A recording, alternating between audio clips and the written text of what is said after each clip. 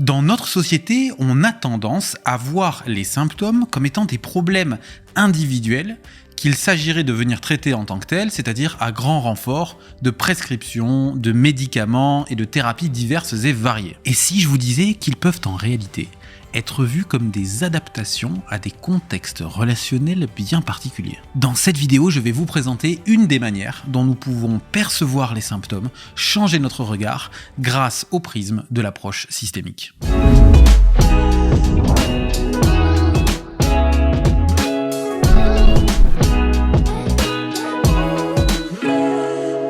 Pour commencer, si vous n'avez jamais entendu parler d'approche systémique, sachez qu'il s'agit d'un courant de pensée qui est né à peu près dans les années 50 à Palo Alto en Californie. À cette époque-là et à cet endroit du globe, un petit groupe de personnes qui était dirigé par Gregory Bateson se sont intéressés à la communication dans les familles dans lesquelles il y avait une personne qui souffrait de schizophrénie. Et ils se sont rendus compte dans leurs études d'un certain nombre de choses qui étaient assez surprenantes à l'époque, notamment parce que leur étude de la schizophrénie s'intéressait aux manières de communiquer avec l'entourage. Donc là où jusqu'à présent on étudiait plutôt les personnes qui souffraient de schizophrénie à un niveau individuel, là on venait prendre en compte leur contexte familial. Et ce qu'ils ont pu notamment commencer à observer, c'est que effectivement, lorsqu'on prenait une personne, qu'on l'extrayait de sa famille et qu'on la soignait à l'hôpital, cette personne-là commençait à aller mieux, mais lorsqu'on la renvoyait dans sa famille, lorsqu'elle retournait dans son contexte de vie quotidien, elle pouvait recommencer à développer des symptômes. De la même manière, ils ont aussi commencé à se rendre compte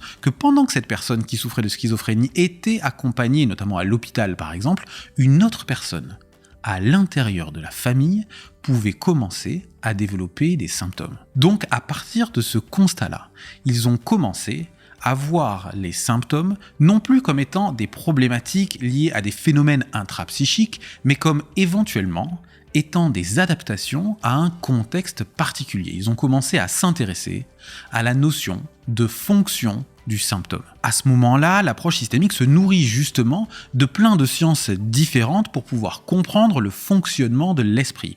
Et une de ces dernières notamment, c'est la cybernétique. Et dans la première vague de cette discipline va être développée l'idée selon laquelle un symptôme peut avoir pour fonction de venir réguler, de venir préserver l'équilibre dans un système. À partir de ce moment-là, et en considérant la famille comme étant un système, ils vont commencer à regarder en quoi le symptôme permet de préserver un certain équilibre. Quelle est la fonction de ce symptôme dans le système familial? Quelques années plus tard, Mara Selvini Palazzoli viendra dire que les symptômes représentent deux tensions opposées, l'invocation au changement d'un côté et la fidélité aux règles de l'autre. Par exemple, je veux qu'advienne un changement parce que je considère que dans ma propre famille, on ne me considère pas suffisamment, on ne fait pas attention à moi et j'aimerais vraiment que les choses changent. Mais d'un autre côté, il y a cette règle implicite qui fait que si je ne souffre pas de quelque chose de scientifiquement avéré, je ne vais pas être considéré parce qu'on va avoir tendance à me considérer comme étant un fainéant, on va tendance à me considérer comme étant quelqu'un qui n'a pas le goût du travail par exemple. Et à partir de ce moment-là, les divers symptômes qui vont pouvoir émerger peuvent être considérés comme étant liés à cet état de tension entre le fait de vouloir provoquer un changement dans les règles relationnelles et en même temps une fidélité aux règles implicites de la famille. Jay Haley, qui faisait partie de cette équipe de Palo Alto, est venu lui s'intéresser à cette question en disant qu'éventuellement les symptômes pouvaient se cristalliser à partir d'un défaut de pouvoir. Et donc pour lui, à partir de ce moment-là, le symptôme est une tactique relationnelle, il a une valeur de communication, quand bien même la personne qui porte le symptôme ne le fait absolument pas de manière consciente et délibérée. C'est un comportement qui vient en adaptation à celui des autres membres du système. Et il a remarqué que dans certaines familles, le symptôme pouvait agir comme une prise de pouvoir. D'un seul coup, ça vient changer l'équilibre des règles relationnelles. Pour prendre un exemple, il n'est pas rare que dans des configurations familiales, dans laquelle il y a éventuellement un conflit parental assez fort, que ce conflit soit explicite ou implicite, c'est-à-dire en gros que ce soit la guerre déclarée ou bien la guerre froide. Un des enfants va commencer à déclarer tout un tas de symptômes qui vont éventuellement être caractérisés par les professionnels comme étant des troubles du comportement, des troubles oppositionnels avec provocation, des phobies scolaires, des troubles obsessionnels compulsifs, des troubles de l'attention avec hyperactivité, et j'en passe, et j'en passe. Donc plus le symptôme est présent, plus il collabore à ce que ses propres parents puissent s'entendre et puissent faire équipe. Donc si on regarde les choses sous cet angle-là, pour que les symptômes disparaissent, il faut que la structure qui les maintient puisse changer. Et il y a cette hypothèse que lorsqu'on diminue sa fonction, le symptôme va avoir tendance naturellement à disparaître, sauf dans de rares cas dans lesquels ce symptôme finit par faire partie de l'identité de la personne, c'est-à-dire qu'elle construit son socle identitaire autour de ce symptôme,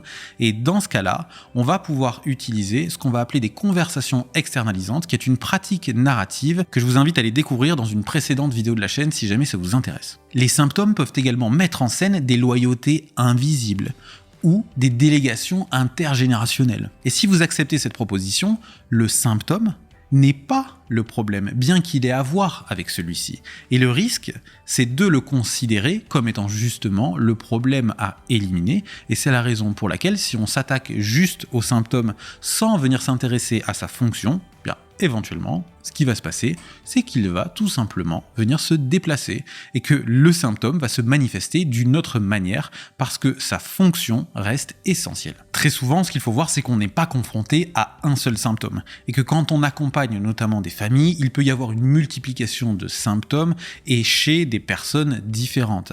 Et à partir de ce moment-là, ce qui va être intéressant, c'est de voir en quoi tous ces derniers participent d'une même histoire. Et vous voyez que dans cette vision, on considère les symptômes comme étant des moyens de mettre le système en crise avec vraiment cette idée que la crise est une excellente opportunité de changement.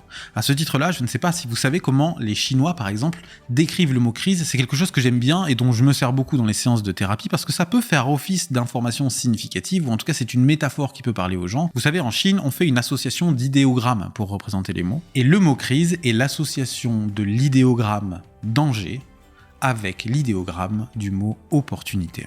Et à partir de ce moment-là, on va vraiment développer une vision presque positive du symptôme, ou en tout cas dépathologisante, parce qu'on va le voir comme étant une manière de venir provoquer une crise pour que l'ensemble du système, notamment familial, puisse retrouver un équilibre beaucoup plus fonctionnel. Le symptôme devient donc une opportunité de changement et non plus un problème psychopathologique. Dites-moi ce que vous pensez de cette vision dans les commentaires en dessous de la vidéo. En ce qui me concerne, c'est tout pour aujourd'hui. J'ai hâte de vous retrouver dès la semaine prochaine et en attendant, prenez bien soin de vous.